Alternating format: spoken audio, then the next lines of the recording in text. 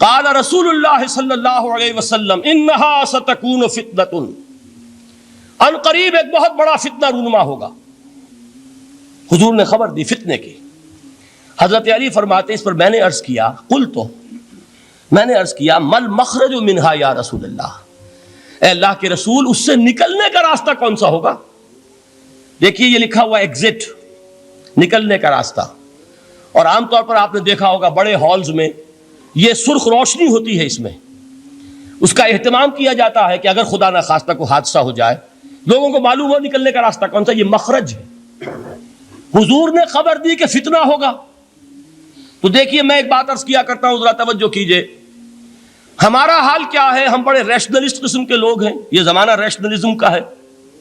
اگر ہم ہوتے تو کیا پوچھتے؟ وہ فتنہ کیا ہوگا، کیوں ہوگا، کہاں سے آئے گا؟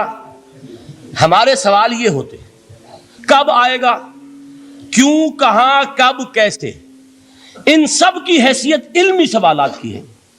بھائی کب آئے گا ایک علم ہے، کیسے آئے گا علم ہے، کہاں سے آئے گا علم ہے، لیکن اصل جو عملی اعتبار سے اہمیت والی شے ہے، بچاؤ کا راستہ کون سا ہوگا محمد الرسول اللہ، یہ بتائیے ہمیں۔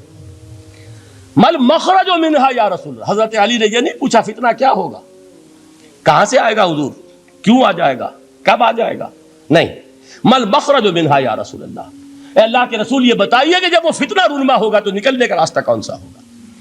اس کا جواب ہے، ارشاد فرمایا محمد رسول اللہ نے، کتاب اللہ، اللہ کی کتاب ہے وہ مخرج، یہ کتاب ہے کہ جس کو تھامو گے تو فتنوں سے محفوظ رہو گے۔